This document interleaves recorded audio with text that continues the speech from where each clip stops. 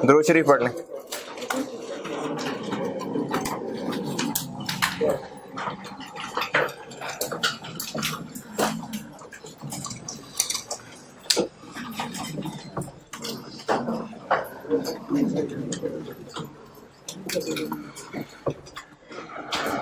सवाल दिया था एक। Yes sir.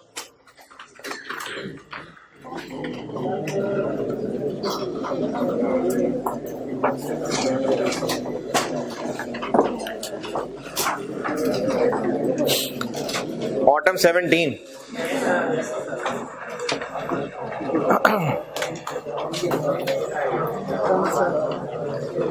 हाँ जी किया है।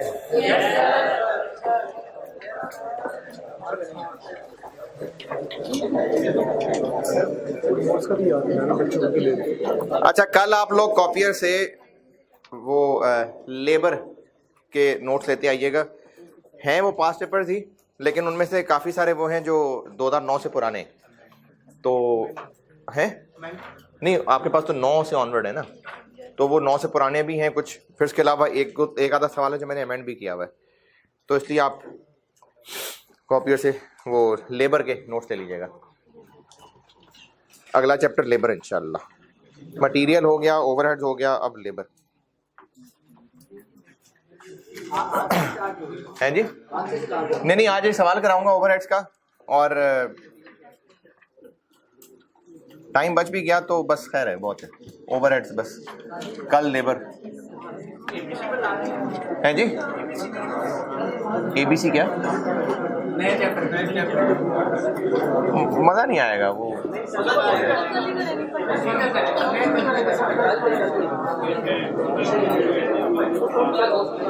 अभी कर लें कि रहने दें? अभी तो पढ़ लेना।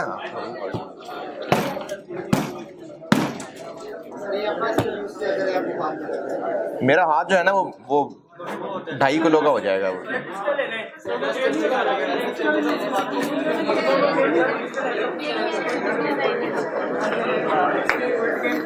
चलो दोनों ठीक रहेंगे। ऑटम क्या कह रहे हैं?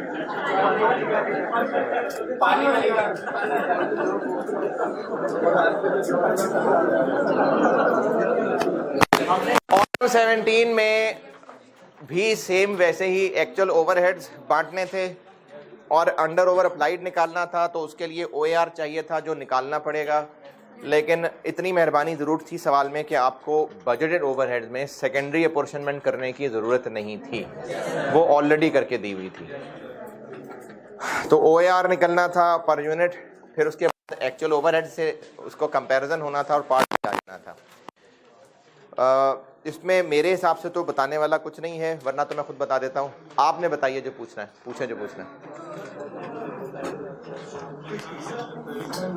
हाँ जी, पूछना है कुछ?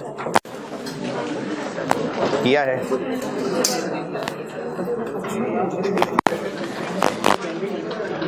हाँ जी, जो जी जी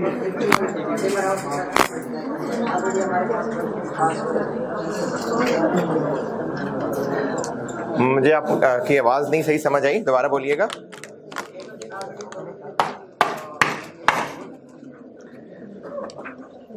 ओएआर निकला है, ठीक है, फिर जी जी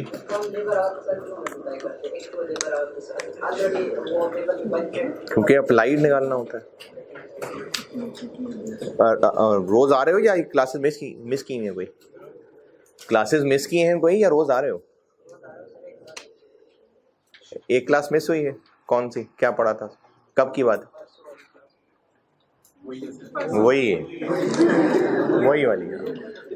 मैंने अप्लाइड का कॉन्सेप्ट बताया था यार पूरा। अच्छा, आप में से अगर कोई क्लास कुछ छुट्टी कर लेता है, कोई क्लास मिस हो जाती है, तो उसको जिंदगी भर का रोग ना बनाया करें। आपके पेपर में सवाल अच्छा चाहिए तो वो है जिस दिन में आया नहीं था, आप अगले दिन आके अपने नोट्स कवर करें। सब लोग कभी ना कभी छुट्टी कर रहे होते हैं, तो आप लोग अगले दिन आके अपने दोस्तों से, बल्कि वो नुमान है क्लास में? अच्छा नहीं है, तो आपका जो टीए है नुमान यहाँ होते हैं, मेरा ख्याल है उसने भी शायद नोट्स रखे हुए हैं, मुझे याद पड़ा उसने ऐसा कुछ कहा था मुझे। तो आप पहले नुमान से ना नोट्स लो उस दिन के, और उससे उस दिन का जो है वो टॉपिक भी समझो, उसको कवर किया करें आप लोग। तो मैंने इसको पूरा समझाया था यार, फिर लेक्चर है पूरा।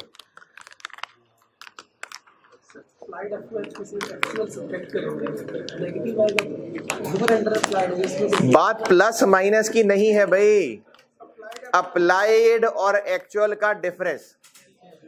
ये आम आंख से पता चल जाएगा कि अप्लाइड ज्यादा है या खुर्दबीन से देखना पड़ेगा? आम आंख से पता चल जाएगा। अगर अप्लाइड 350 है, एक्चुअल 320 है, तो ये 30 का डिफरेंस क्यों है? क्या ज्यादा है? अप्लाइड ज्यादा है ना, तो ये ओवर अप्लाइड है। अगर ये 370 होता तो 20 का डिफरेंस अंडर अप्लाइड होगा। प्लस माइनस अगर आपने याद रखना है तो ठीक है, रख लें। अप्लाइड माइनस एक्चुअल ही किया करना। अगर आंसर पॉजिटिव आया तो वो ओवर अप्लाइड है, और आंसर नेगेटिव आया तो अंडर अप्लाइड है, ऐसे याद रख लें। लेकिन प्लस माइनस के चक्कर में पढ़ने की बजाय आप इससे याद रखें ना, अप्लाइड ज्यादा है तो ओवर है, अप्लाइड कम है तो अंडर है।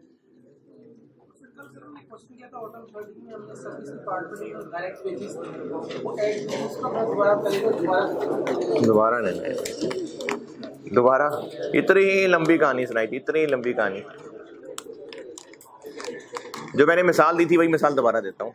जब बच्चे बच्चे खेल रहे हैं तो वो अपने में कोई बड़ा जरूर बना सकते हैं, लेकिन जब बात पूरी फैमिली लेवल पे होगी तो वो जो बड़ा है उसको भी बाहर ही निकालेंगे, चलो बच्चा बाहर चलो। तो वो पूरी फैमिली पॉइंट ऑफ व्यू से स्टिल बच्चा ही है, लेकिन उन बच्चों में रहते हुए वो बड़ा हो सकता है। जैसे अगर फैक्ट्री में कैंटीन डिपार्टमेंट है, कैंटीन, तो वो कैंटीन डिपार्टमेंट अपने इंटरनल पर्पसेस के लिए अगर कोई चीज ये देखना चाहें कि क्या डायरेक्ट मटेरियल है क्या इनडायरेक्ट मटेरियल है, फैक्ट्री है उसमें कैंटीन है, कैंटीन वाले ये फैसला कर सकते हैं कि हमारी कैंटीन में क्या डायरेक्ट मटेरियल है क्या इनडायरेक्ट मटेरियल। क्या होगा डायरेक्ट? जो खाने पीने की असल चीजें हैं वो डायरेक्ट है, बाकी उसके अलावा जो डिटर्जेंट रखा हुआ है, जो वो उन्होंने फर्श धोने के लिए जो विम रखा हुआ है, ये सारे मटेरियल है लेकिन इनडायरेक्ट है। लेकिन जब बात होगी पूरी फैक्ट्री की, तो वो जो कैंटीन पे खाना बिक रहा है वो पूरी फैक्ट्री के पॉइंट ऑफ व्यू से डायरेक्ट मटेरियल होगा, नहीं वो ओवरहेड होगा। तो वो जो आपको एसडी में डायरेक्ट लेबर दी हुई थी, एसडी में प्रोडक्शन होती नहीं है, तो वो उस एसडी के अपने अंदर रहते हुए तो हो सकता है डायरेक्ट हो, लेकिन जब पूरी फैक्ट्री पॉइंट ऑफ व्यू से देखेंगे तो एसडी का कोई खर्चा डायरेक्ट नहीं हो सकता, इसलिए वो ओवरहेड्स में लिखा था। ऑटम 17 जी हाँ है क्या किया हुआ?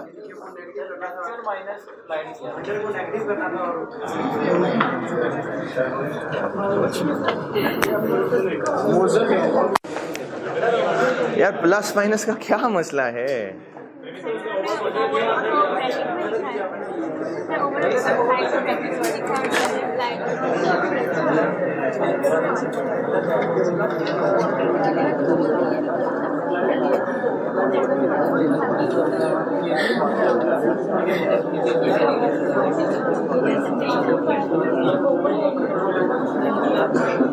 क्वेश्चन नंबर क्या था?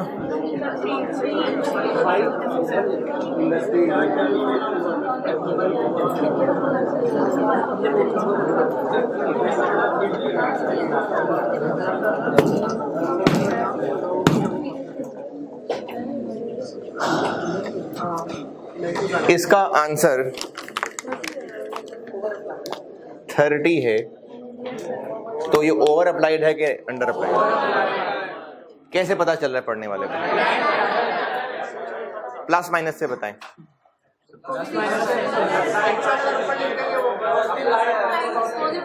प्लस माइनस से नहीं पता चल रहा ना यार।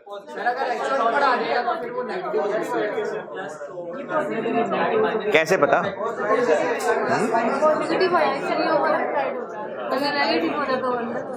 ये किस आपको तो मैंने कह दिया कि अप्लाइड ज्यादा है तो ओवर है, कम है तो अंडर है।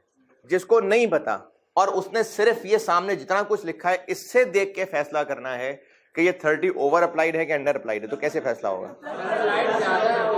चले प्लस आ रहा है तो फिर प्लस आ रहा है तो किसने कहा ऐसा होता है? मैंने कहा है ना, तो मेरा पढ़ा हुआ नहीं है, उसको नहीं पता ओवरहेड्स क्या होते हैं। हमने डिफाइन किया हुआ है।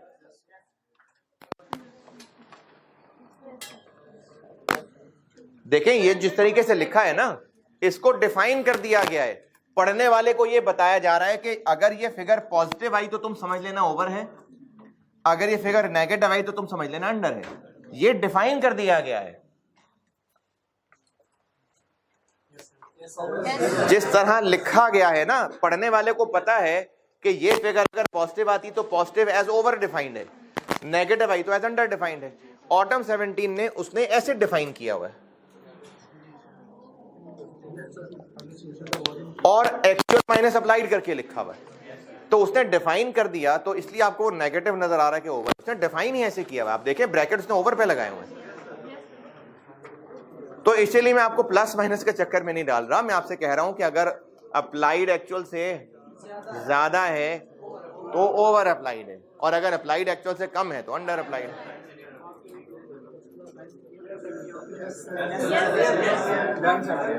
ऑटम 17 में मजीद कोई परेशानी? अच्छा, एक मसला तो होना चाहिए ही था। वैसे मैंने कैलकुलेट नहीं करके देखा, पता नहीं वो सुबह वाला शायद स्टूडेंट ही गलत कह रहा हो, लेकिन ये जो 203 है बिल्कुल आखिर में आके,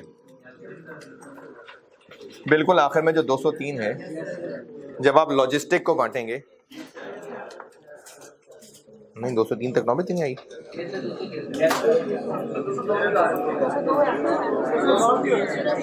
202 है।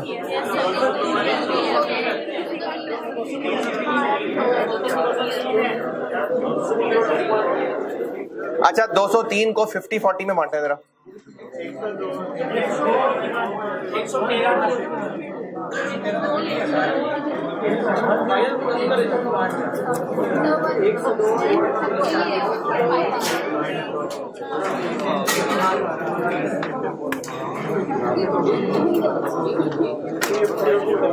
ये पूछ रहा हूँ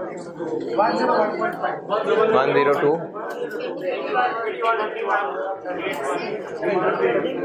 यही है, जबकि पीछे सोल्यूशन में क्या है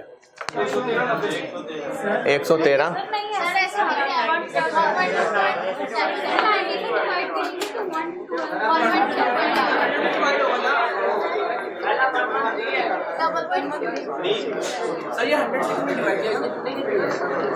क्योंकि मैंने लिखा हुआ सामने।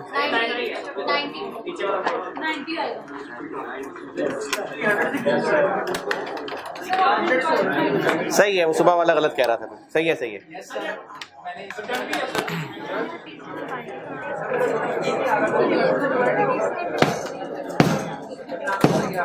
जब आखिर में आके बिल्कुल आखिरी वाला, जिसमें हम एसडी को बस दूसरे को फारिग करा देंगे, क्या क्या डिपार्टमेंट्स हैं?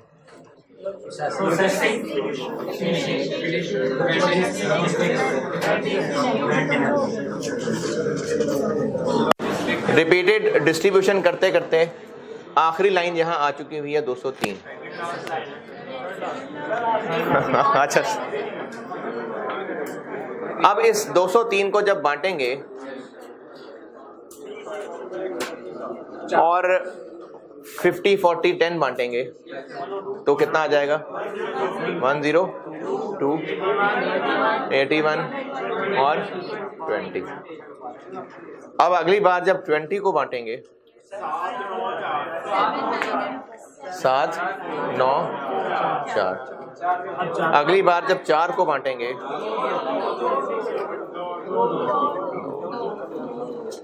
आप लोग ऐसे करिए, बिल्कुल ठीक है। जिसने पीछे आईकैप का सॉल्यूशन देखा होगा उन्होंने मामला यहीं क्लोज कर दिया था। तो है जी,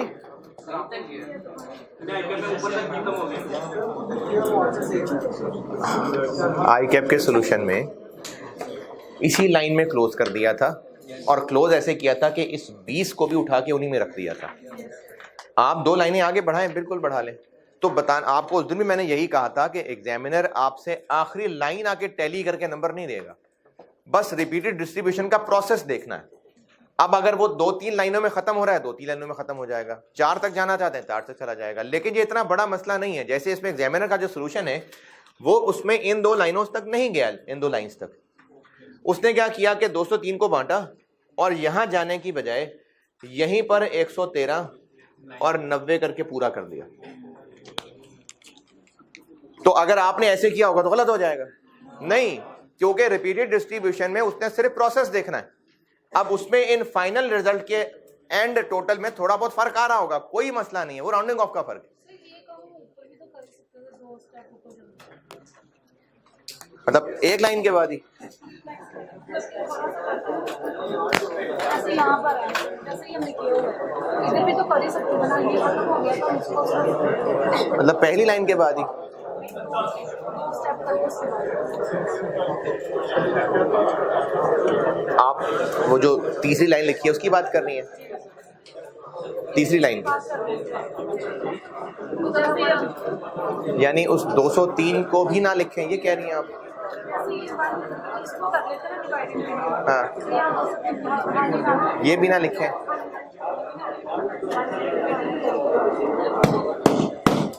आप ऐसा करें 2-3 लाइनों तक जाया करें, ये फैसला पेपर मार्कर को करने दें कि उसने जो सोल्यूशन देना है वो 2 लाइनों पे रुक जाएगा या 4 तक जाएगा। आप जाएं जहां तक जाना है, आप चलें आगे तक, यानी आप ये ठीक है, आप ऐसे ही करें।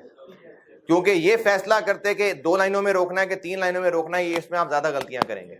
तो आप जितना कंफर्टेबली जा सकते हैं डेसिमल में जाए बगैर वहां तक चले जाएं, बस काफी है। ऑटम 17 में कोई और सवाल?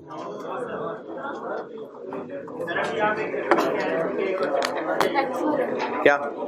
नहीं, वो असल में वो सुबह स्टूडेंट ने फिगर गलत बताई थी, तो मुझे लगा था शायद, मैंने उसकी कैलकुलेशन नहीं करके देखी थी, वो स्टूडेंट की फिगर ही सुन ली थी, तो वो सही फिगर नहीं बता रहा था।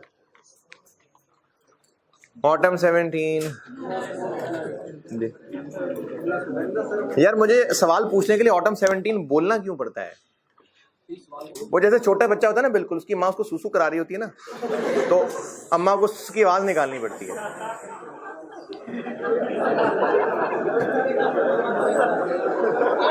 बस ज्यादा ना करें।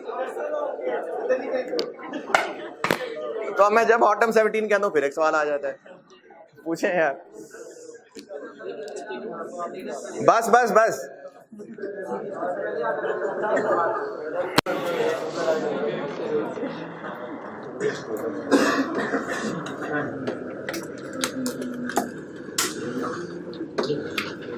आप उठें दरमियान से, ये हाँ आप उठो यहाँ से, नहीं आपसे पीछे वाले, उधर पीछे वाले किसी बेंच पे चले जाओ।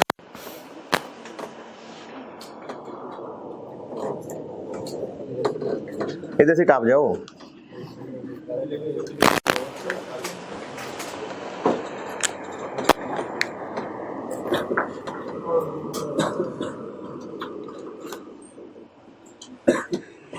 और किसको?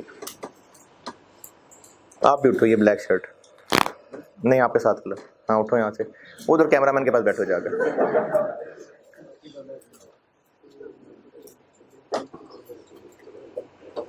आपको नहीं कह रहा, इसको कहा है। कोई बात नहीं यार, पर्दा करते हो।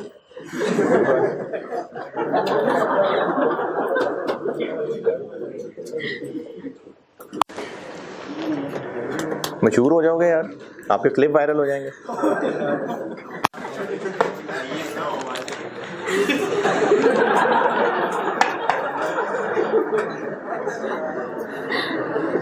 हाँ जी पूछें, ऑटम 17।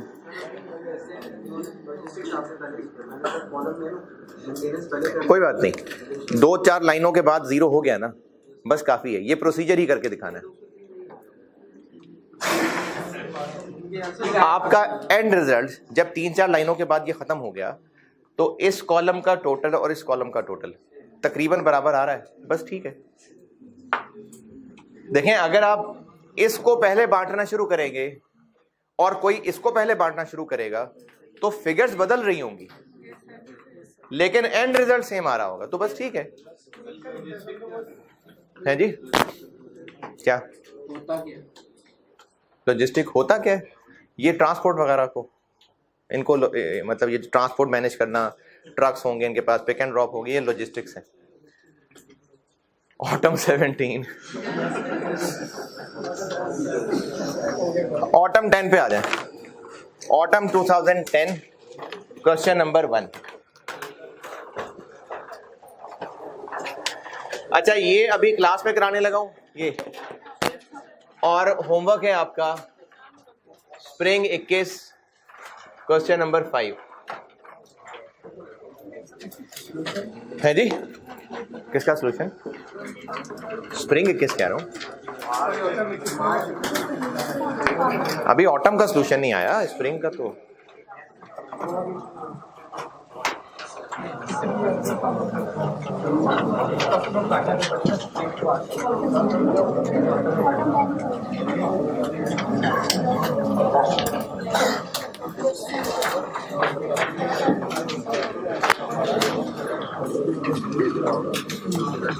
अच्छा, अभी मैं ये करने लगा हूं और एक सवाल आपको होमवर्क दे दिया, बहुत है ओवरहेड्स, और अगर इसके अलावा कोई एक आधा पास पुराने में रहता भी होगा तो ये जो किए एनफ है।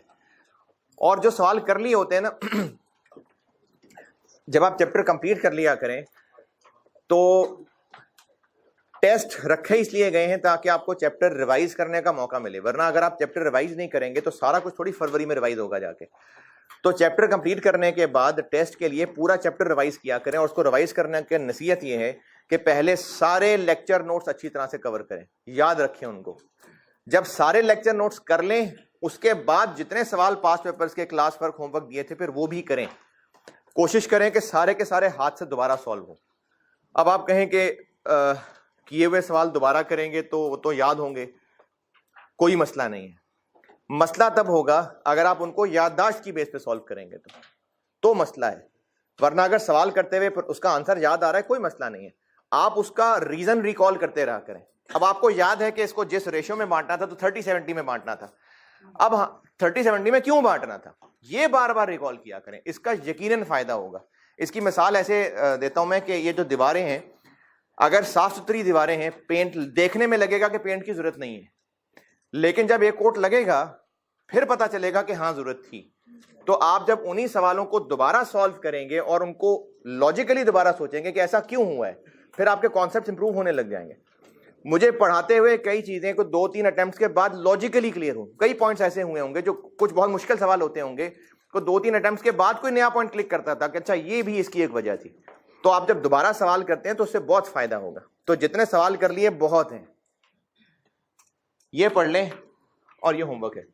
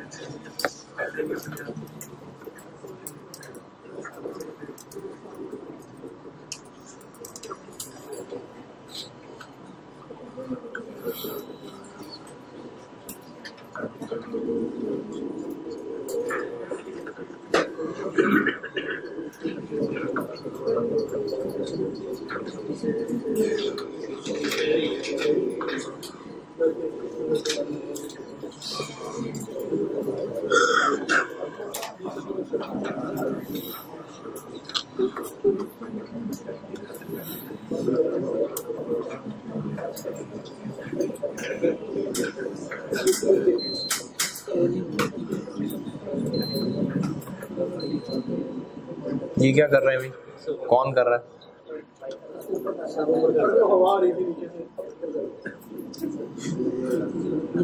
अब तो ये और ज्यादा आपकी तरफ हो गया।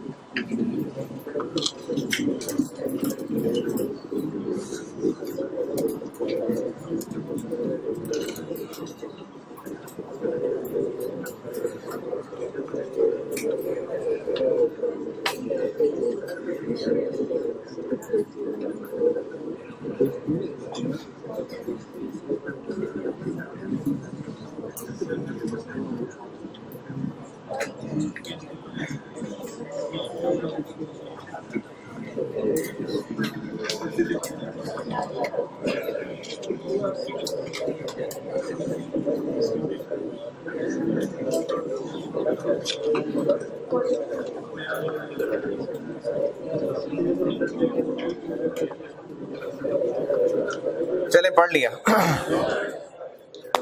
इस सवाल में एक एरर है और वो वाकई वाला एरर है, तो सवाल चेंज कर लें क्योंकि उसके मुताबिक बनी हुई फिगर्स हैं। ये एरर ये है कि या तो 2 वर्ड चेंज कर लें या 1 वर्ड चेंज कर लें, तो 1 वर्ड ही चेंज करेंगे यकीनन आप। तो जो लास्ट पॉइंट है रिक्वायरमेंट से जस्ट ऊपर 10% पर एनम, इसको पर क्वार्टर कर लें, क्योंकि ऊपर बात था क्वार्टर की हो रही है।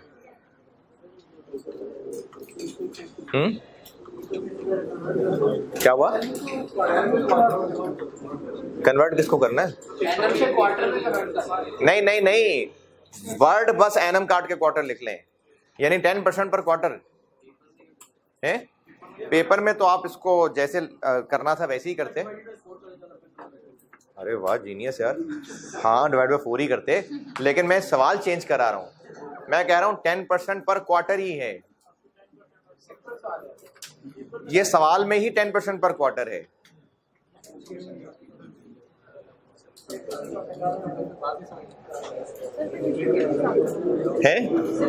इसी हिसाब से जो चेंज कराया, क्योंकि जो सवाल का डाटा है ना उसके वो इसी के हिसाब से बन रहा है पूरा।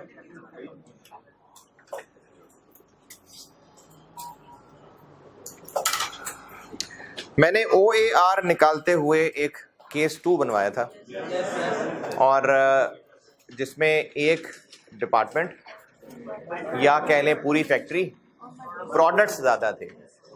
उसको 2 तरह से सॉल्व किया था। एक तरीका ये था कि किसी एक कॉमन बेस पे OAR निकाल लें और फिर उसको यूज़ करके OAR पर यूनिट बना लें, एक ये तरीका था। और दूसरा तरीका ये था कि ओवरहेड्स को प्रोडक्ट्स में बांट लें। अब ये जो सारी मेहनत उस OAR निकालने के लिए सिखाई थी, ये यही रिक्वायरमेंट है। बस OAR इसलिए नहीं कहा हुआ क्योंकि ये सारा डाटा एक्चुअल है, वरना कैलकुलेशन वही होने लगी है। Requirement A determine factory overhead cost per unit for each product using a single factory overhead rate based on labour our. अगर ये बजटेड डाटा होता तो फिर ये कहा होता कि कैलकुलेट OAR पर unit for each product using a single OAR based on direct labour our. तो काम मेहनत वही होने लगी है, बस डाटा एक्चुअल है, इसलिए OAR के वर्ड की बजाय उसको बस ओवरहेड कॉस्ट कह दिया। बी फिर से कैलकुलेट करना है, फिर से इसलिए कहा है कि पार्ट ए में अभी तो किया है, इसलिए रीकैलकुलेट को कहा है। क्या कैलकुलेट करना है? Overhead cost per unit for each product after या बाय एलोकेटिंग ओवरहेड्स इनटू। अच्छा, अब ये जो on the basis of specific utilization of related facilities, इसको आसान अल्फाज में कहते तो ये कहते हैं कि ओवरहेड्स को बांट लें प्रोडक्ट्स में किसी रीजनेबल बेसिस पे। अब उसको उन्होंने आगे कह दिया कि कोई ऐसी बेसिस जो उसमें वो फैसिलिटीज इस्तेमाल हो रही हैं, यानी जो रिसोर्सेज जैसे जैसे इस्तेमाल हो रहे हैं जिस बेस पे मुनासिब लगता है उसमें बांटना है। तो पार्ट बी वाला काम वो है कि खर्चों को प्रोडक्ट वाइज बांट दें, बाद में पर यूनिट कर लें। और पहला ये है कि पहले एक रेट पर लेबर आवर निकालें, उसको इस्तेमाल करके फिर ओवरहेड पर यूनिट बने। तो ये वही वाला काम है, लेकिन था वो बजटेड तो OAR था, ये एक्चुअल है तो इसलिए OAR नहीं कहा हुआ, बस ओवरहेड कॉस्ट पर यूनिट कही। रिक्वायरमेंट ए और बी जो मैंने एक्सप्लेन की है, अंग्रेजी पढ़ के अगर आपको इससे इख्तलाफ है तो बताएं, मैं दोबारा समझाता हूँ। रिक्वायरमेंट ए और बी की अंग्रेजी पढ़ के कह रहा हूँ, जो कहा है अगर उससे मुत्तफिक हैं तो चलते हैं, नहीं तो दोबारा समझा देता हूँ।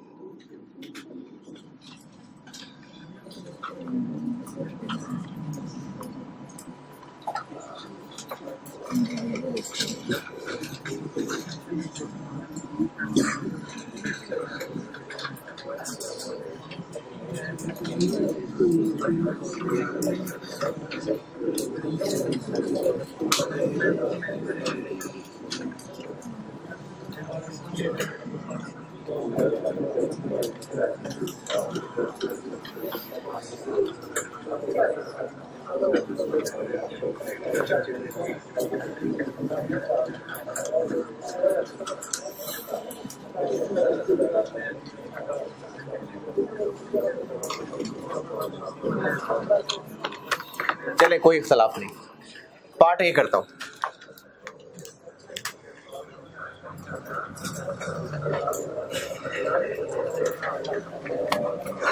पार्ट ए के लिए ओवरहेड कॉस्ट पर लेबर आवर कैसे निकालें? टोटल ओवरहेड ले लें, डिवाइडेड बाय टोटल आवर्स कर लें।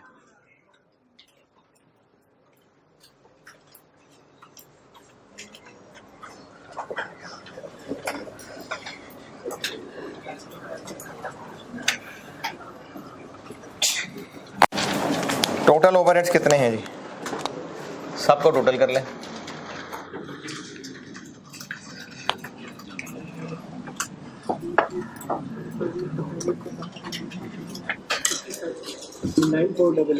डायरेक्ट को ऐड नहीं करना, direct labour direct material direct labour को ऐड करना है? नहीं, क्योंकि वो FOH नहीं है। 9488 और टोटल लेबर आवर्स कितने? टोटल लेबर आवर्स नहीं गिवन।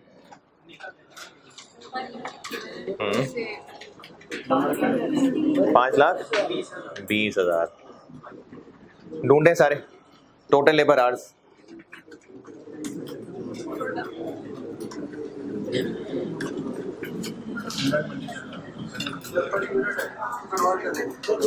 करें ना, ढूंढने करें।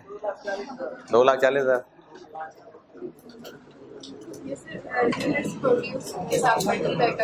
तो कितने आ गए?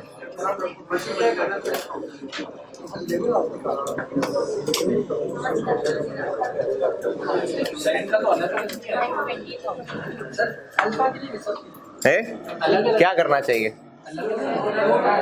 टोटल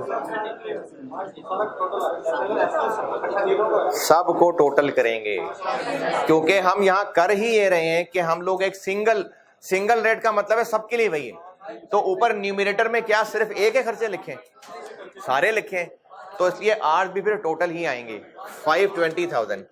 अब ये 520,000 नहीं है, निकाल लेते हैं। और 520,000 इस तरह,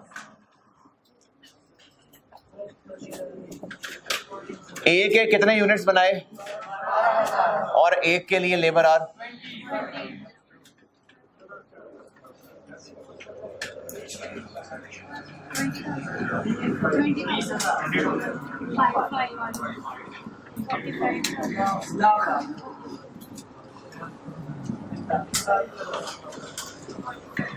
$45,000 into 180।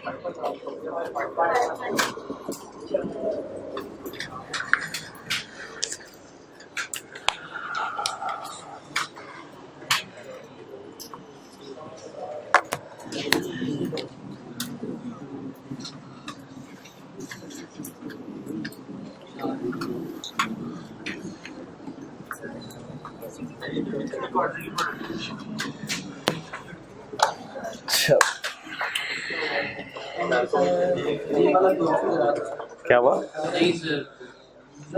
ये ऊपर तो ऊपर किया हुआ ना यार, और इसको और ऊपर कर, और देखे जितना होता है।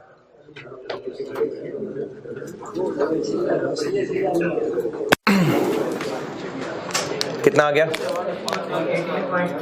18.25। अब इसको यूज करते हुए ओवरहेड पर यूनिट बना लेते हैं।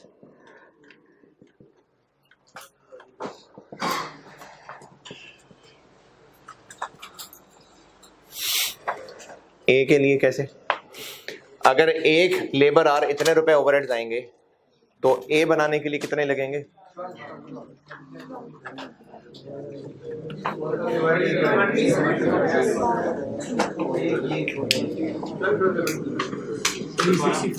बी के लिए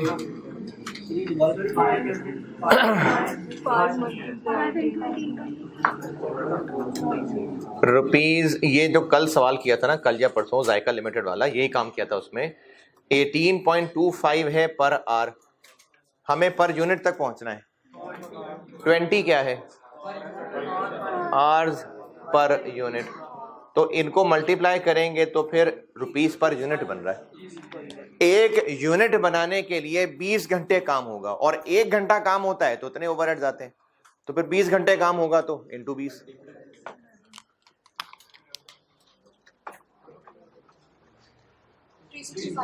थ्री 90।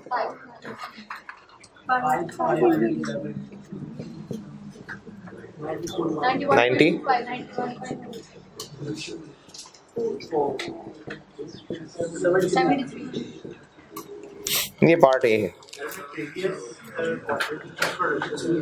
अच्छा बताता हूं।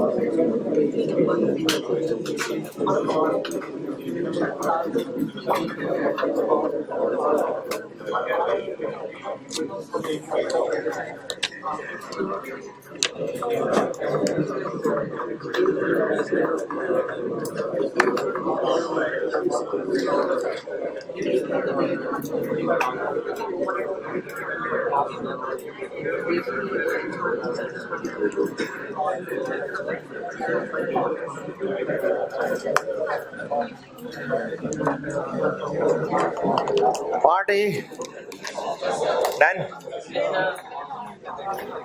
पार्ट बी में क्या करना है? ओवरहेड्स को एलोकेट करना है प्रोडक्ट वाइज। अच्छा, अगर हम खड़े हैं जनवरी 22 में कहीं, तो लेटेस्ट क्वार्टर किसको बोलेंगे? हम जनवरी 22 में खड़े हैं, लेटेस्ट क्वार्टर किसको कहेंगे? दिसंबर 21। अच्छा, हम जनवरी 22 में खड़े हैं, प्रीवियस क्वार्टर किसको बोलेंगे? वही बोलेंगे। तो ये जो इसमें एक सेंटेंस में प्रीवियस क्वार्टर वर्ड इस्तेमाल हुआ है, एक सेंटेंस में लेटेस्ट हुआ है, एक ही बात है, ये एक ही बात है। हाँ, अरे जनवरी 22 में खड़े हैं तो मार्च 21 का कैसे करेंगे?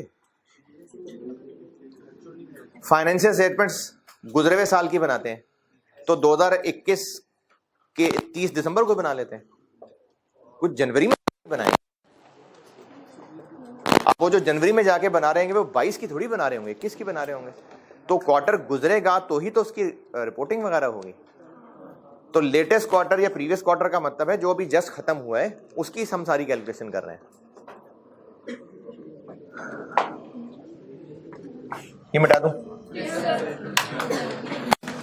पार्ट बी,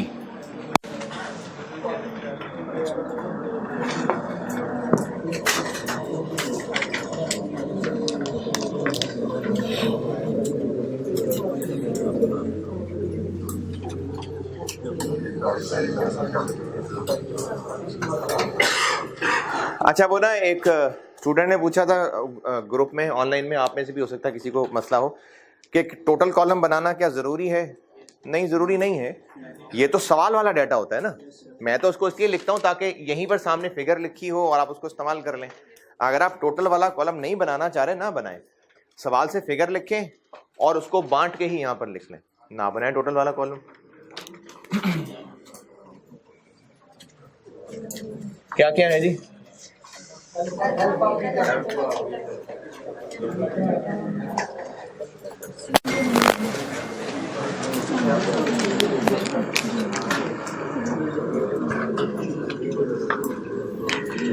सबसे पहले ओवरहेड्स, इनडायरेक्ट वेजेस।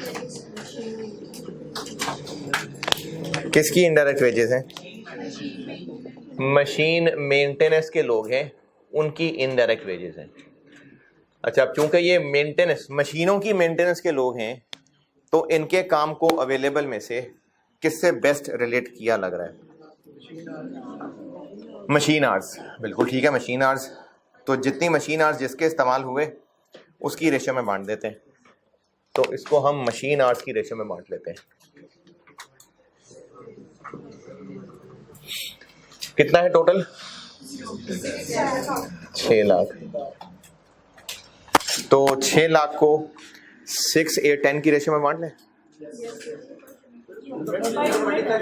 ये पर यूनिट है तो क्या हुआ है? तो मशीन आर नहीं, क्यों 6, 8, 10 क्यों नहीं? तो क्या हुआ है? तो मशीन आ रही ना, मकसद तो रेशो लेना है।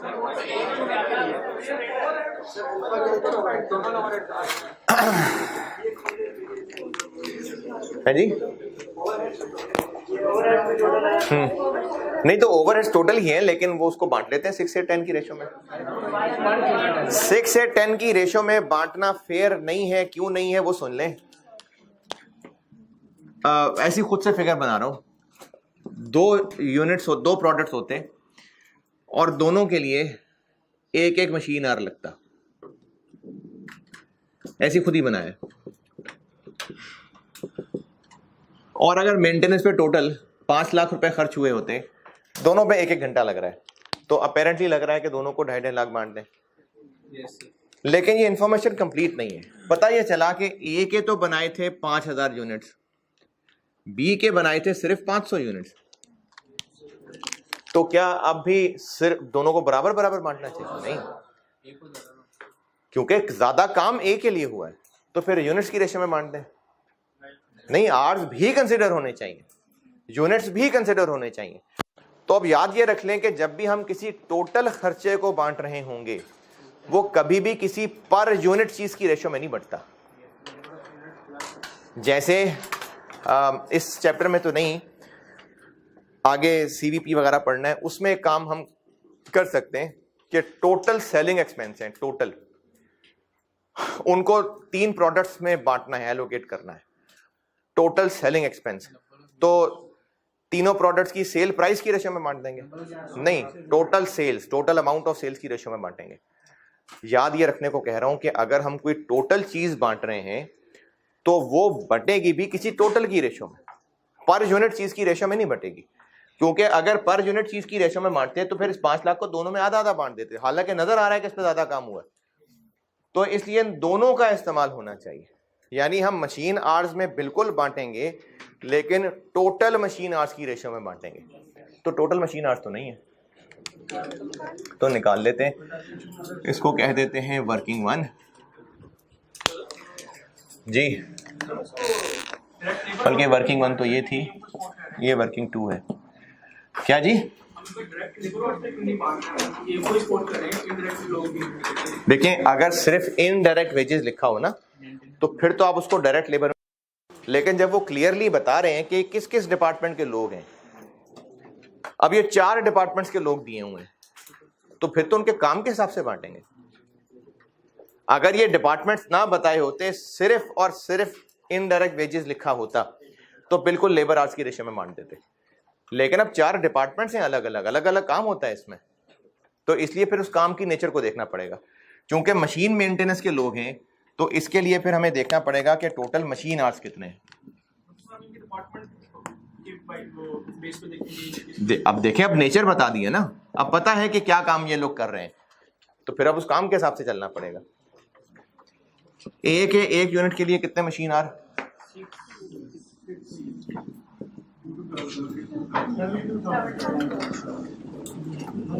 बी 8 इंटू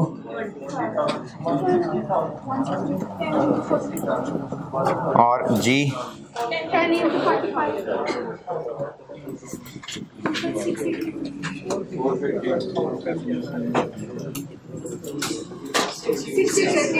$680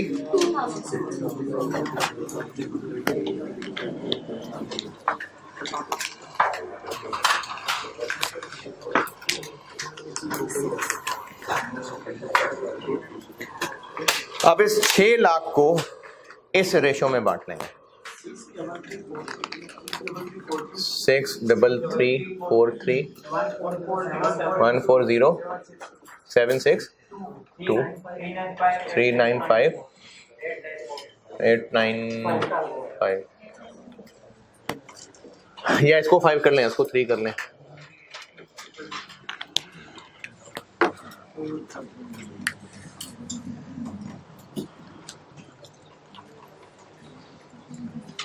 और दूसरे किस डिपार्टमेंट के लोग हैं? स्टोर्स। डेटा में से देखें, ये स्टोर्स वाले लोगों के लिए क्या बेहतर बेस लग रही है। देखें, स्टोर वाले वर्कर्स स्टोर का सामान ही ला ले जा रहे हैं ना, तो वो एंड पे बता दिया है कि कितना सामान आया गया है स्टोर से, तो इसको फिर हम स्टोर कंजम्पशन की रेशो में बांट देंगे। ये आखिरी टेबल में दी हुई है जी। होती क्या है? स्टोर होता है जिसमें सारा सामान पड़ा हुआ है, उसमें डायरेक्ट मटेरियल भी हो सकता है स्टोर में पड़ा हुआ, इनडायरेक्ट मटेरियल भी हो सकता है। इनडायरेक्ट मटेरियल को और तोड़ें तो उसमें कुछ स्टोर्स एंड स्पेयर्स भी, कंज्यूमेबल्स भी हो सकते हैं। इनको जनरली बस स्टोर्स कहते हैं, और जितना सामान उठ के प्रोडक्शन में गया है ये स्टोर कंजम्पशन है। जितना आउट हुआ है, जितना स्टोर से उठा के सामान इस्तेमाल किया है, ये स्टोर कंजम्पशन है। वो भी बंद कर दिया। टोटल कितना है? स्टोर कंजम्पशन की रेशो में बांटे 144 54,000 160 2,000।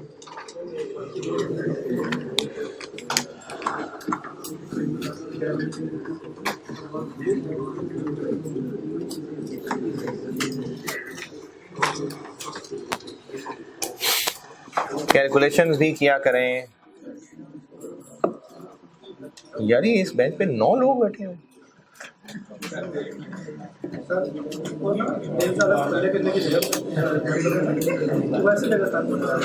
3 3 6 3 9 हाँ यार। पहले दिन से ही आपकी बात लगे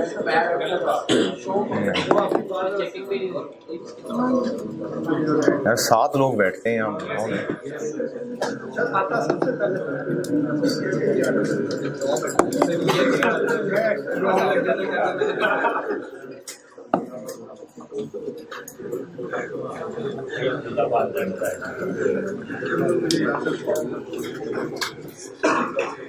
स्टोर्स ओके।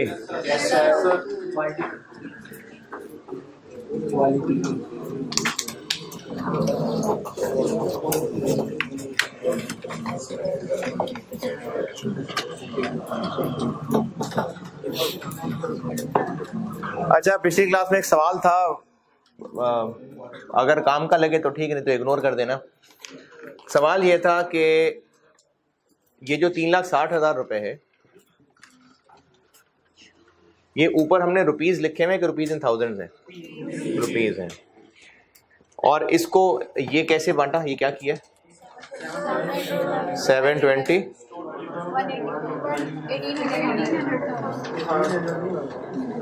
ये ऐसे किया है ना? नहीं, ऐसे नहीं किया। तो सवाल ये है कि ये तो थाउजेंड्स में दिया हुआ है, तो क्या ऐसे लाजमी करना पड़ेगा?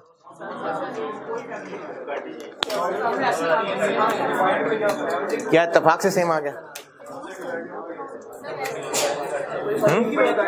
देखें, हम ना यहां पर अमाउंट रुपीज में लिखनी है कि थाउजेंड्स में लिखनी है, ये इसकी बात हो रही है। ये तो एक रेशो है।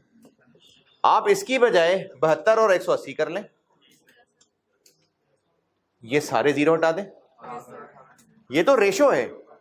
अब यहां पर ये जो आपने ये 63343 कैलकुलेट किया, कैसे किया? 6 लाख इंटू 72 डिवाइड बाय 682 कर लें। 72,000 करना है,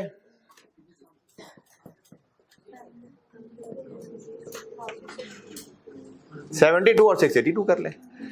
ये वाला जो पोर्शन है ना, ये तो रेशो के तौर पे इस्तेमाल हो रहा है।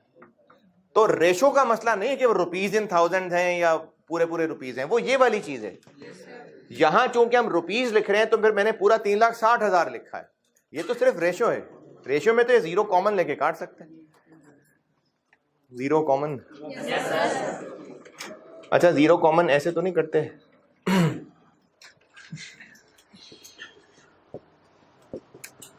तीन इधर से काट दें, 3 इधर से काट दें,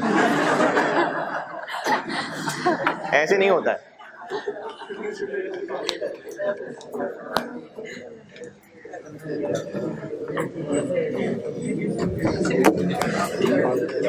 आगे क्या है स्टोर्स के? अच्छा, क्वालिटी कंट्रोल यही है ना कि प्रोडक्शन जो कर रहे हैं वो ठीक भी है कि नहीं, तो उसका ताल्लुक इंस्पेक्शन, ये लोग इंस्पेक्शन कर रहे हैं। अब इंस्पेक्शन से रिलेटेड आपको 2 चीजें गिवन हैं। एक इंस्पेक्टेड यूनिट्स हैं। हाँ जी, क्या हो गया? एसी चलाना है यार, ये चला दे यार। है थोड़ी देर तक कर दूंगा, बंदू चलाएं। अभी थोड़ी देर तक कर लेंगे बंद। क्वालिटी कंट्रोल वाले लोग कर रहे हैं इंस्पेक्शन। इंस्पेक्शन के हवाले से 2 इंफॉर्मेशन सवाल में अवेलेबल है। कौन सी 2 हैं? वो सबसे एंड पे है। क्या क्या है?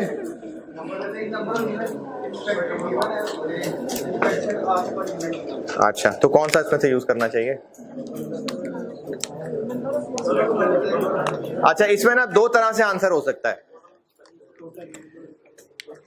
इसमें आंसर करने का तरीका कल से लेबर पढ़ाऊंगा इंशाल्लाह, तो आप उसमें देख लेंगे कि जो वर्कर्स के साथ रेट तय होता है वेज का, वो 2 तरह से चलता है। पर आर के नॉर्म्स भी हैं और पर यूनिट भी है। नहीं, पर आर दिहाड़ी वो टाइम से रिलेटेड ही है। तो वर्कर के साथ जो वेज रेट है वो लेट से ₹200 पर आर भी तय हो सकता है, ₹50 पर यूनिट भी तय हो सकता है, दोनों चलते हैं। लेकिन इनमें से जो ज्यादा यूज होता है, पूरी कॉस्ट अकाउंटिंग में जो ज्यादा यूज होता नजर आएगा वो पर आर है। यानी वर्कर्स को पैसा ज्यादातर टाइम की बेस पे मिल रहा होता है। तो हमें इस सवाल में इन लोगों के पैसे को बांटना चाहिए, इंस्पेक्शन टाइम कितना लगाया। अगर आपको इंस्पेक्शन आवर्स ना दिए होते तो फिर इंस्पेक्टेड यूनिट्स की रेशो बांट लेते, लेकिन चूंकि आवर्स अवेलेबल हैं तो फिर टाइम। और इसकी एक और दलील बताता हूं, हम लोग OAR निकालते हुए बाय डिफॉल्ट कौन सी बेस ले रहे होते हैं? लेबर आर ना, यूनिट तो नहीं ना ले रहे होते, आवर्स ले रहे होते हैं, तो ज्यादा प्रेफर्ड आवर्स होते हैं। तो हमें इस खर्चे को आवर्स की बेस पे बांटना पड़ेगा, इंस्पेक्शन आवर्स। तो वही जो दिए हुए 6, 8, 10 उसकी रेशियो में बांट दें? नहीं, टोटल करने पड़ेंगे।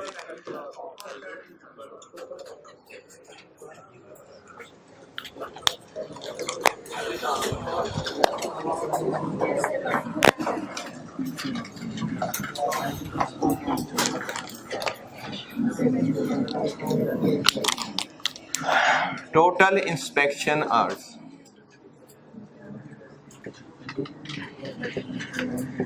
का एक यूनिट इंस्पेक्ट करने में कितना टाइम लगता है? 2 घंटे। इनटू कितने यूनिट्स? 12,000 एक जज्बाती आंसर है, 600। अगर इंस्पेक्टेड यूनिट्स ना बताए होते ना तो फिर जितने यूनिट्स बने हैं फिर वो यकीनन सारे इंस्पेक्ट हुए होते, लेकिन अब कहा है कि बस सैंपल इंस्पेक्ट हुआ है, तो जितने इंस्पेक्ट हुए बस उनके ऊपर टाइम लगा होगा। बी के एक यूनिट पे 3, कितने यूनिट चेक हुए? जी का एक यूनिट 1350।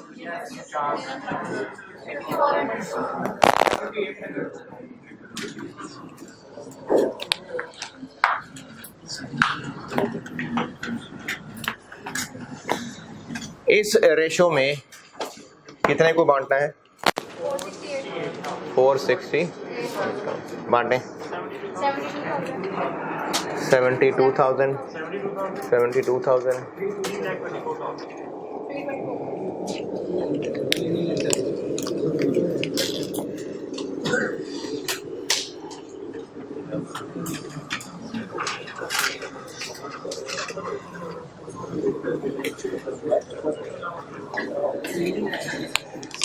और चौथा जो इनडायरेक्ट वेजेस है वो क्लीनिंग के लोग हैं। क्या सफाई कर रहे हैं? क्या पता मशीनों को कर रहे हो, वो मेंटेनेंस में हो जाएगा कवर। मशीनों की सफाई तो मेंटेनेंस हो गई, तो फिर ये बिल्डिंग की सफाई है, और बिल्डिंग का खर्चा बढ़ता है स्पेस यूटिलाइज स्पेस पे। टोटल खर्चा तो स्पेस की बेस पे बांट दें।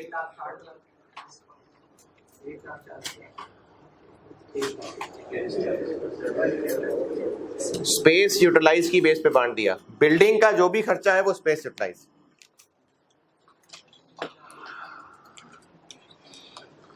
ये हो गई सारी इनडायरेक्ट वेजेस। आगे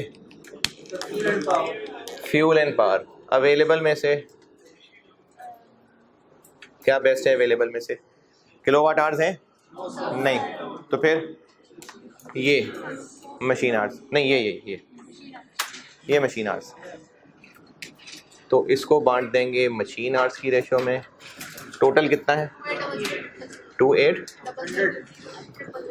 तो इस 28 लाख को इस रेशो में बांटना है।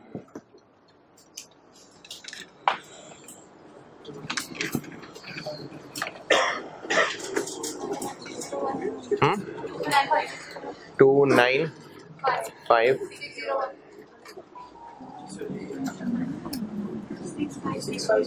65 68 91 18 4 75 08।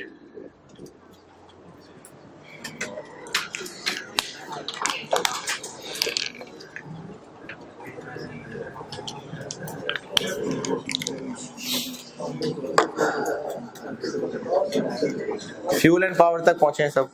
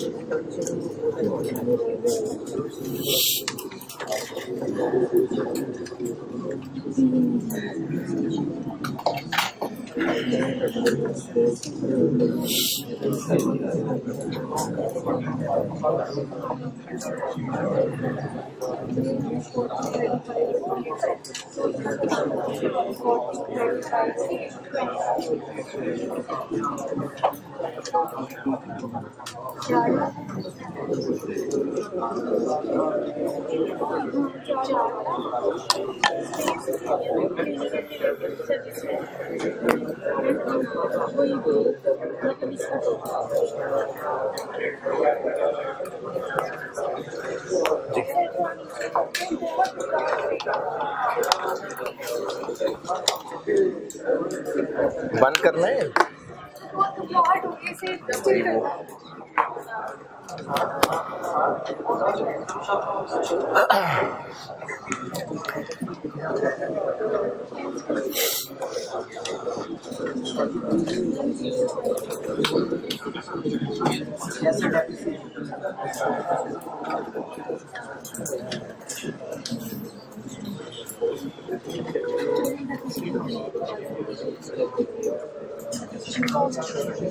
अच्छा, क्लास में ना ये सफोकेशन हो जाती है, तो देखें सब तरह के लोग हैं, किसी को गर्मी ज़्यादा लगती है, किसी को ठंड ज़्यादा लगती है, इंसानी फैक्टर है, होगा मसला, किसी को ज़्यादा लगती होगी ठंड। तो एक दूसरे का ख्याल इस तरह कर लिया करें कि जिनको ज़्यादा मसला है वो फिर उसके हिसाब से बैठा करें ना, इसी के सामने ना बैठा करें। तो जिनको ठंड ज़्यादा लगती है वासना, आप चौक पे बैठे हुए ना,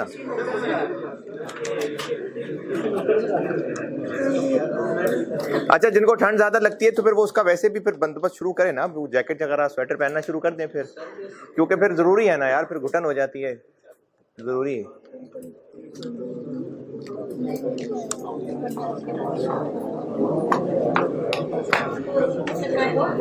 फ्यूल एंड पावर, डेप्रिसिएशन को किस रेशो, किस हिसाब से?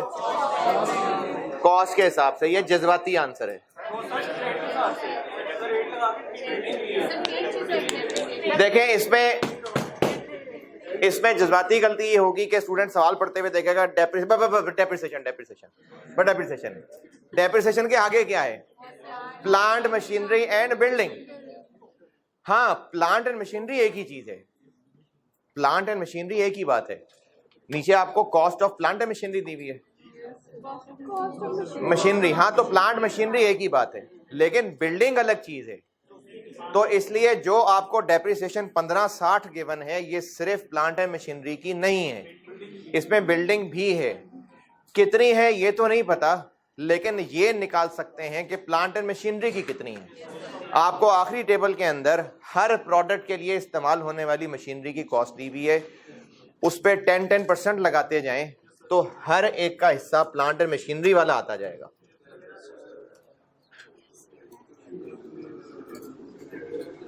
एक का 600 कि 6 लाख? अच्छा जी, दोबारा बताता हूं आपको। सवाल में जो डेप्रिसिएशन दी हुई है वो depreciation on plant machinery and building है। तो प्लांट एंड मशीनरी अलहदा क्लास होती है, बिल्डिंग अलहदा क्लास है। अगर आपको इस आखिरी टेबल के अंदर कॉस्ट ऑफ मशीनरी की बजाय net book value of assets दी होती या कॉस्ट ऑफ एसेट्स दी होती तो फिर जरूर इसकी रेशो में बांट देते, लेकिन नाम ले दिया कि ये कॉस्ट ऑफ मशीनरी है, तो बिल्डिंग की डेप्रिसिएशन तो कॉस्ट ऑफ मशीनरी की नहीं होती ना। फिर इसको अलग अलग करने के लिए लास्ट पॉइंट लिख दिया गया कि आप प्लांट एंड मशीनरी की डेप्रिसिएशन खुद कैलकुलेट कर सकें। टेबल में दी हुई है कॉस्ट और रेट है 10%, तो मशीनरी की कॉस्ट पे 10% लगाएंगे तो मशीनरी वाले पोर्शन की डेप्रिसिएशन मिल जाएगी। तो हर एक की कॉस्ट ऑफ मशीनरी है, आप 10% लगाते जाएं तो अल्फा की बनेगी 6 लाख, 600 नहीं 6 लाख।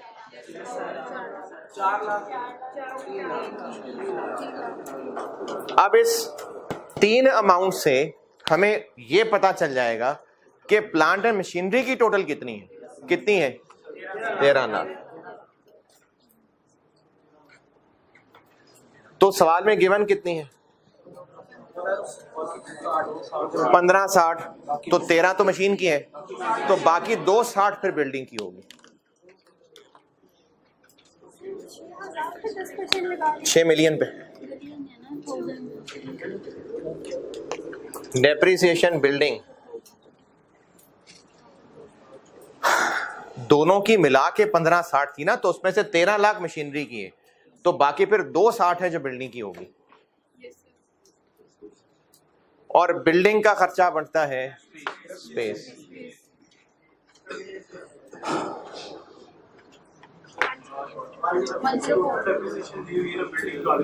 जी जी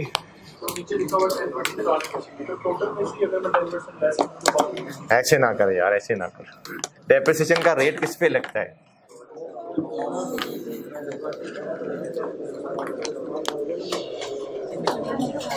$104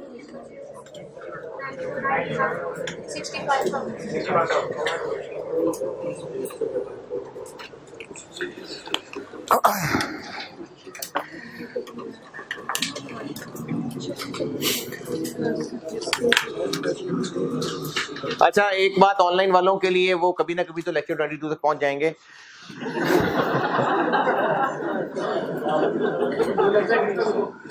तो ये बात ना बेटा ग्रुप में बार बार पूछी जा रही होती है। मैंने आपके कोर्स में पास पेपर्स रखे हुए हैं, आप वहां फोल्डर देखें, आपको मिल जाएंगे। जो शुरू में सेक्शन है ना इंट्रोडक्शन एंड कोर्स प्लान वाला, मैंने उसमें रखे हुए हैं पास पेपर। 2 फोल्डर बनाए हुए हैं, एक ऑटम 9 से स्प्रिंग 14 है, ये introduction and study plan, sorry introduction and study plan वाले सेक्शन में मैंने 2 फोल्डर बनाए हुए, तो वहां हैं सारे पास पेपर्स, वहां से देख लिया करें।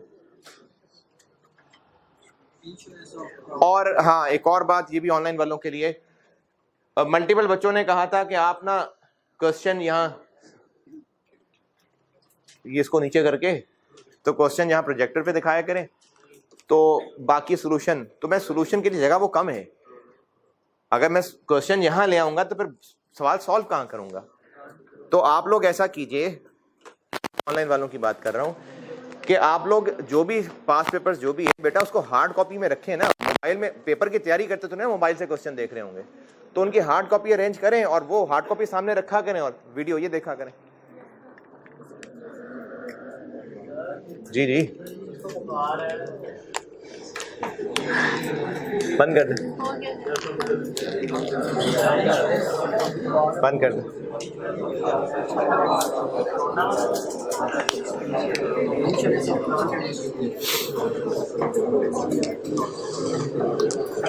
जैकेट दे दे यार उसको, रहने दो।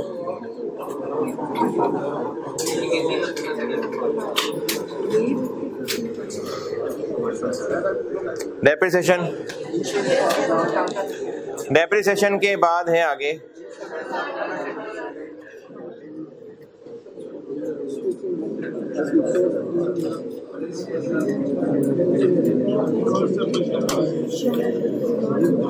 इंश्योरेंस।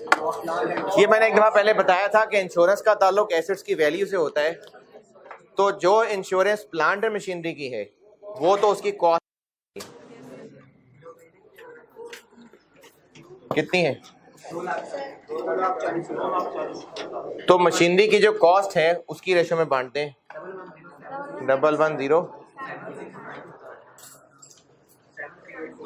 384 55 385।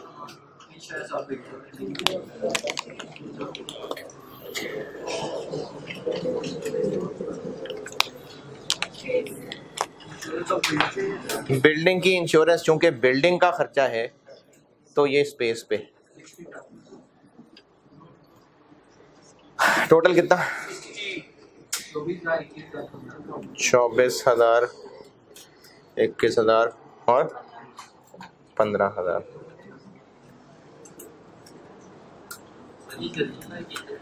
क्या जस्टिफाई करूं? मुझसे जस्टिफिकेशन मांग रहे हैं आप? अच्छा चलो बता यार, क्या करना चाहिए था, किस बेस पे करते? नहीं, अगर कॉस्ट दी भी होती तो वो पूरी बिल्डिंग की होती ना। अगर बिल्डिंग की कॉस्ट देते भी तो पूरी बिल्डिंग की कॉस्ट बताते, तो प्रोडक्ट्स में कैसे बांटते उसको? वो तो बिल्डिंग के इस्तेमाल पे बांटेंगे, तो इसलिए स्पेस।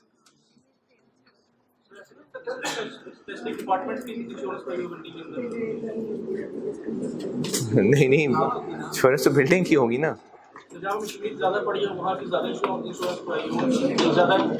वो तो मशीनरी की इंश्योरेंस हो जाएगी ना, बिल्डिंग तो बिल्डिंग है। बिल्डिंग की इंश्योरेंस के बाद आगे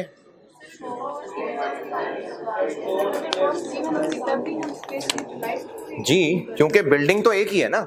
अगर बिल्डिंग की कॉस्ट दी भी होती तो हर प्रोडक्ट की अलग अलग बिल्डिंग थोड़ी होती है, फैक्ट्री तो फैक्ट्री है।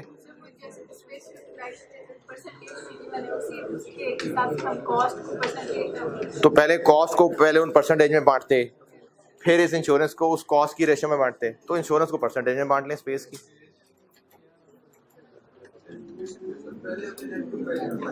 क्या पहले जो इंश्योरेंस बांटी थी, क्या उसमें लिखा था कि वो बिल्डिंग की इंश्योरेंस है? सारे एसेट्स की होगी ना। तो जब सारे एसेट्स की इंश्योरेंस है तो उसका ताल्लुक वैल्यू से, और हर डिपार्टमेंट की वैल्यू दी भी हुई थी। अब बिल्डिंग की कोई वैल्यू भी तो नहीं ना दी हुई, वैल्यू दी भी नहीं होनी थी ना, बिल्डिंग तो एक है।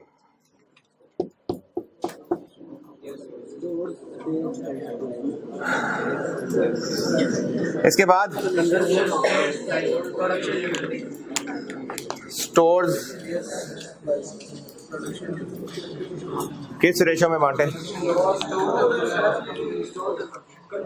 स्टोर कंजम, देखिए स्टोर रिलेटेड चीज है ना, स्टोर सप्लाईज कंज्यूम, नीचे स्टोर कंजम्पशन दी हुई है।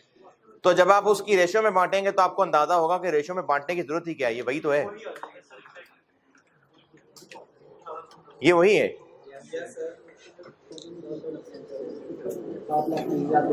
आप इन स्टोर कंजम्पशन को जो नीचे दिया हुआ है इसको ऐड करें तो वो यही बनता है।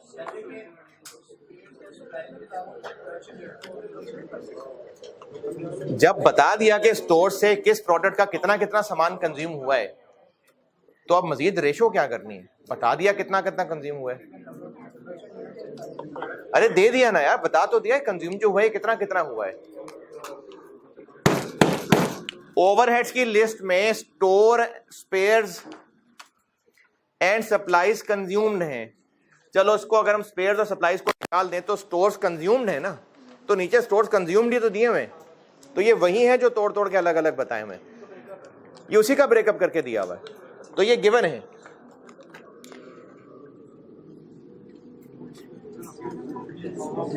जी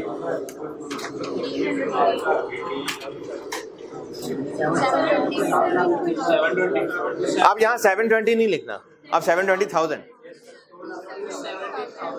270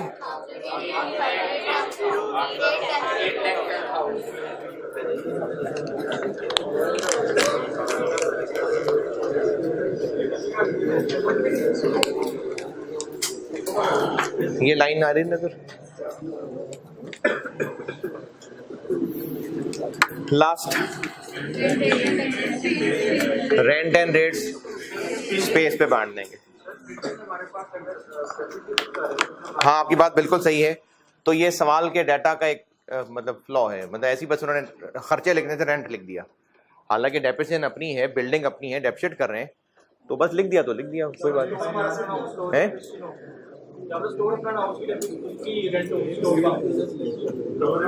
है तो इसी का, तभी तो स्पेस यूटिलाइज की बेस पे बांट रहे हैं, तो ये बस ऐसी ही खर्चा लिखना था, उन्होंने लिख दिया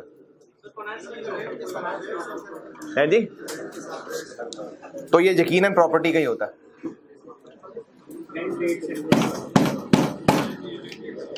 आखिरी line rent rates and taxes बटेंगे स्पेस में, फिर सारे ओवरहेड्स का टोटल हो जाएगा।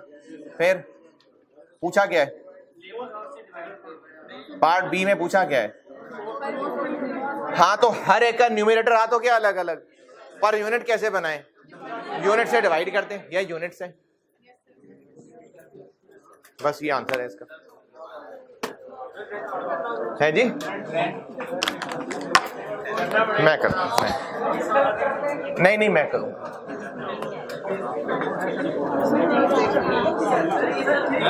नहीं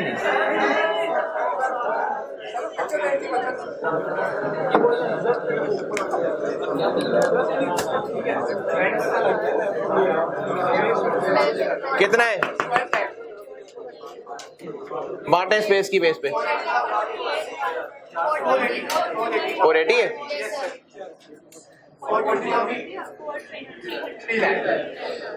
सर आपने मॉडल का बैकअप करा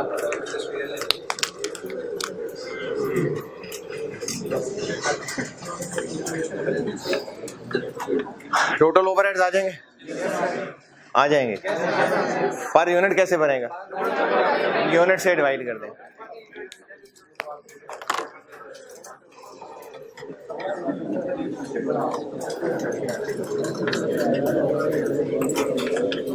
कोई बात नहीं, गिरा रहने दो।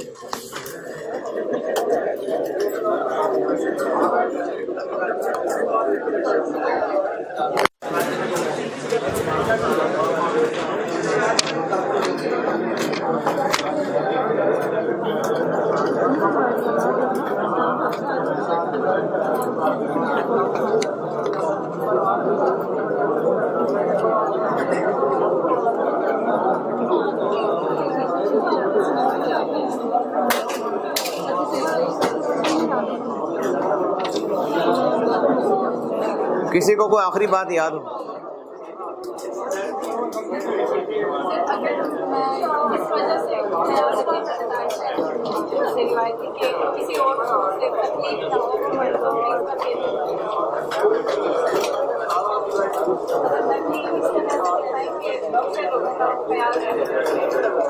खानदान के साथ भलाई वाली बात थी कि अल्लाह नरमी करने वाला है, नरमी को पसंद करता है।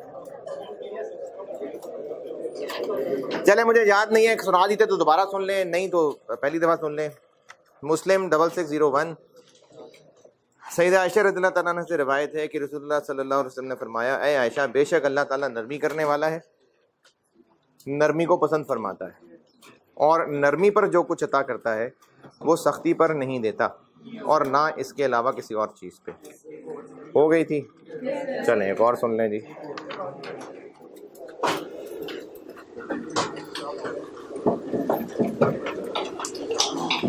अगर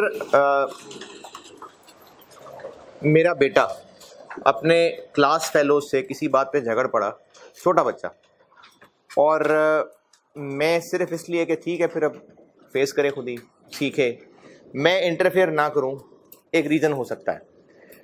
लेकिन अगर मेरा बेटा छोटा नर्सरी क्लास का और उसको 9वीं 10वीं के लड़के आके मारना शुरू कर दें, अब मैं उतरूंगा दरमियान में, अब मैं नहीं देखूंगा कि वो चलो खैर है, बच्चों की लड़ाई है।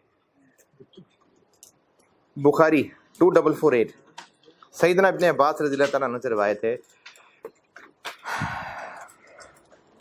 कि बेशक नबी अकरम सल्लल्लाहु अलैहि वसल्लम ने हज़रत मुआज़ रज़ियल्लाहु तआला अन्हु को जब यमन भेजा था तो फरमाया, मज़लूम की फरियाद से डरते रहना कि बेशक उसके और अल्लाह ताला के दरमियान कोई पर्दा नहीं होता।